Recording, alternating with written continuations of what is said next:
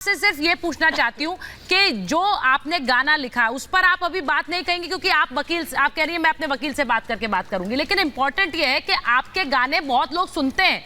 और उन गानों को सुनने वालों के अगर ये संदेश जाएगा कि देखिए सरकार ने जला दिया माँ बेटी को क्योंकि आपने वही बोला, उस पर आप अभी भी बोल नहीं रही हैं,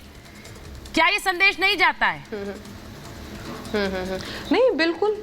एग्जैक्टली आपने वीडियो को देखा होगा किस तरह से वो माँ बेटी दोनों कह रही हैं कि नहीं मैं घर के बाहर नहीं निकलूंगी, मैं घर में ही रह, मैं जान दे दूंगी, ये सारी चीजें। भैया अपना स्टीयरिंग थोड़ा बुलडोजर का संभालो और देखो कि घर के अंदर कौन है कौन नहीं है, ये सारा चीज आपकी जिम्मेदारी है ना। कि बहुत अतिक्रमण हटाने गए हैं तो कहीं भी रौंद देंगे, मतलब आपके लिए लोगों का जान महत्वपूर्ण नहीं रखता है, महत्वपूर्ण रखता है घर गिराना और ये सारी चीजें। बहुत अच्छी बात है आप अतिक्रमण हटा रहे हैं, आप माफियाओं के खिलाफ एक्शन ले रहे हैं, बहुत अच्छी चीज है, पर थोड़ी सी संवेदना आपके अंदर तो बची रहनी चाहिए ना। कि आपको पता होना चाहिए घर में दो लोग हैं, उनको पहले निकाल लें, उनको सुरक्षित निकाल दें, इसके बाद बुलडोजर क्या जो चलाना है वो चला। बोलिए तो मेरा तो सवाल यही है, मैंने यही तो कहा है कि अरे बाबा ऐसा है सुचरिता, हम सब लोग लेखक हैं दिखाएंगे जो हम एक मिनट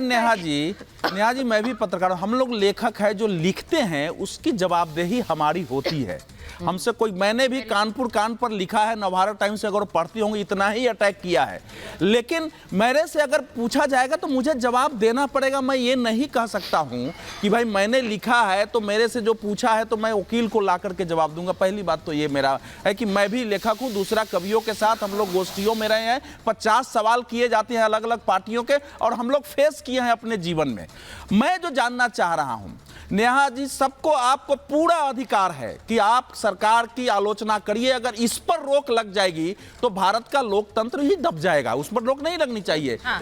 आपसे वैचारिक लड़ाई हो सकती है, पुलिस के नोटिस से भी मैं सहमत नहीं हूं, लेकिन